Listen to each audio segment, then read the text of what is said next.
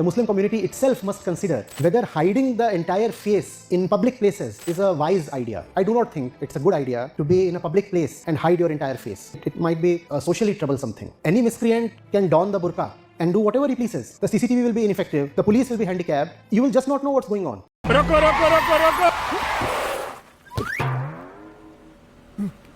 मैंने अभी तक आचार्य प्रशांत की जितनी क्लिप दिखाई है उसका जवाब मैं इस वीडियो में दे चुका हूँ। अगर आप लोगों ने नहीं देखी है तो प्लीज़ इसे ज़रूर देख लीजिएगा। इसके बाद ही आपको मेरी ये वीडियो और बेहतर तरीके से समझ आएगी। अब मैं आचार्य प्रशांत की वो क्लिप दिखा देता हूँ जिसका जवाब मैं इस वीडियो में देने वाला हूँ।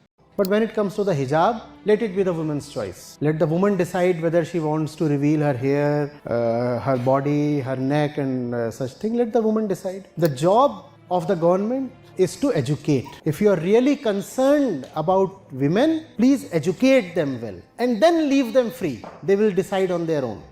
आचार्य प्रशांत जी, आपने कहा वुमेन को चॉइस दो, वो डिसाइड करे कि हिजाब पहनना है या कितना बॉडी शो करना है। लेकिन मेरा सीधा सवाल है, ये बात आपने बुर्का के लिए क्यों नहीं बोली? अगर चॉइस देनी है तो पूरी चॉइस दीजिए। ये क्यों नहीं कहा औरतों को डिसाइड करने दो, बुर्का पहनना है, हिजाब पहनना है या कुछ और? आपने हिजाब पर बोला लेट द वुमेन डिसाइड, लेकिन बुर्का पर खुद पहले ही डिसीजन दे दिया। ये वाइज नहीं है। मतलब चॉइस वहाँ तक जहाँ तक आप कंफर्टेबल हो। ये बिल्कुल वैसा ही हुआ, तुम जो चाहे खा सकती हो, बस मुझे जो पसंद नहीं वो नहीं। इसको फ्रीडम नहीं कहते, इसको सिलेक्टिव फ्रीडम कहते हैं। आपको तो यहाँ ये कहना चाहिए था let the women decide whether she wants to hide her face, her hair, her body, her neck और reveal her hair, body, her neck and such things. Let the women decide. लेकिन आपने क्या किया? आपने उन्हें बस उनकी बॉडी रिवील करने की चॉइस दी, पर बॉडी ढकने की, फेस छुपाने की नहीं। आपने बुर्का पर तो चॉइस दी ही नहीं, सीधे कहा But when it comes to the hijab, let it be the woman's choice. But when it comes to the hijab, let it be the woman's choice. Let the woman decide whether she wants to reveal her hair, her body, her neck and such thing. Let the woman decide. The job of the government is to educate. If you are really concerned about women, please educate them well and then leave them free. They will decide on their own. और बुर्का कोई bomb नहीं है जो फट जाए या किसी को नुकसान पहुंचाए। बॉम्ब और गन्स पर रेस्ट्रिक्शन लगाना लॉजिकल है क्योंकि वो डिस्ट्रक्टिव टूल्स हैं। लेकिन बुर्का सिर्फ एक कपड़ा है मैक्सिमम कवरेज का, तो उस पर नो चॉइस क्यों? आप कहते हो एजुकेट करो फिर चॉइस दो। Please educate them well and then leave them free. They will decide on their own. तो मेरा कहना है, क्या औरत इतनी इनकेपेबल है कि बिना एजुकेशन के कपड़े भी डिसाइड नहीं कर सकती? क्या कपड़े पहनना रॉकेट साइंस है?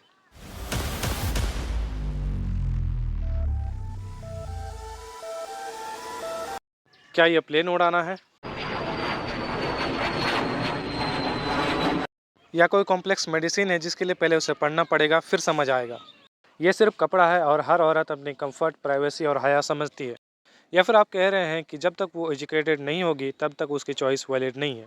तो फिर क्या एक सिंपल कपड़ा पहनने के लिए भी डिग्री चाहिए? आप कहते हो एजुकेट करो फिर चॉइस दो। Please educate them well and then leave them free. They will decide on their own. मेरा सवाल है, एजुकेट करोगे किस चीज़ में? मैथ, साइंस या जीके एटीसी? क्या ये बताएंगे कपड़े कैसे पहनने हैं?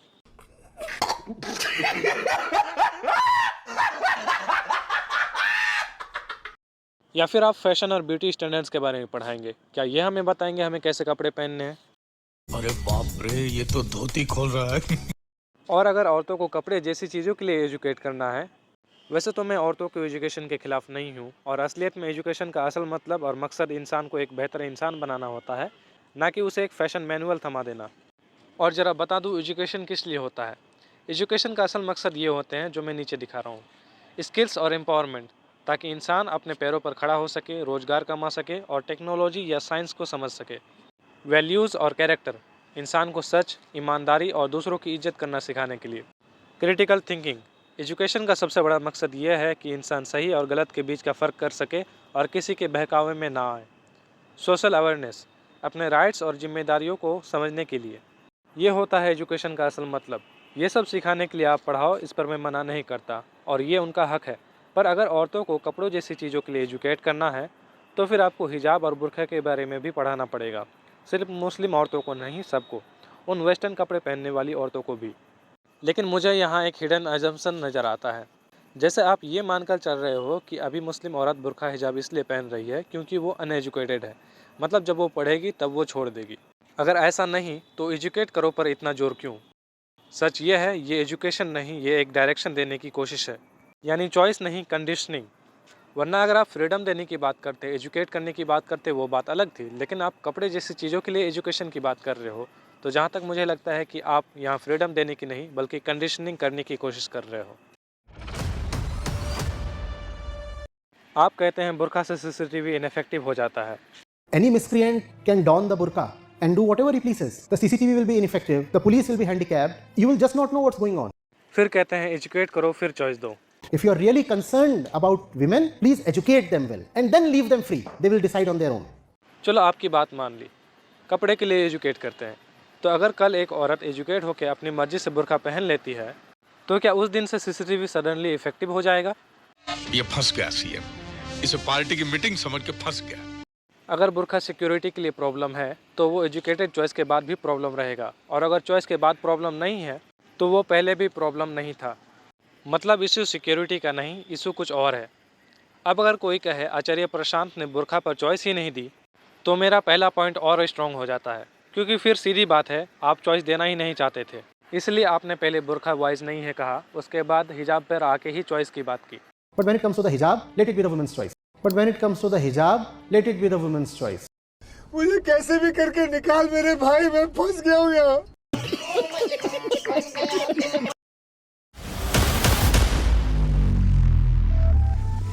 अब एक ज़रूरी बात क्लियर कर देता हूँ, हिजाब या बुर्का कोई फैशन ट्रेंड नहीं है जो आज पहना कल छोड़ दिया।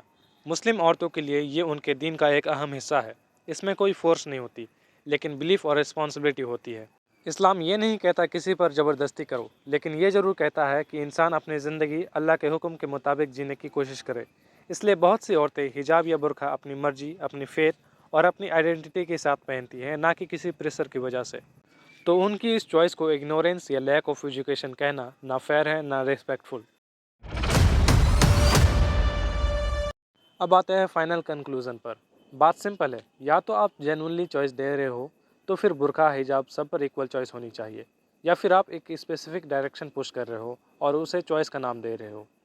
क्योंकि असली फ्रीडम वो होती है जहां इंसान अपनी मर्जी से चूज़ करे, ना कि वहां जहां पहले उसकी सोच सेव की जाए और फिर कहा जाए अब तुम फ्री हो डिसाइड करने के लिए। और अब मैं इस वीडियो को मुकम्मल करता हूँ। माफ़ी चाहता हूँ कि वीडियो आने में इतनी देर हुई। अगर आपके मन में कोई सवाल है या आप कुछ कहना चाहते हैं तो आप कमेंट में कह सकते हैं। हो पाया तो मैं आपके कमेंट्स का जवाब कमेंट्स में ही दे दूँगा। अगर आपका कोई ऐसा सवाल रहा जो वीडियो बनाने लायक रहा तो मैं उस पर वीडियो भी बना दूँगा।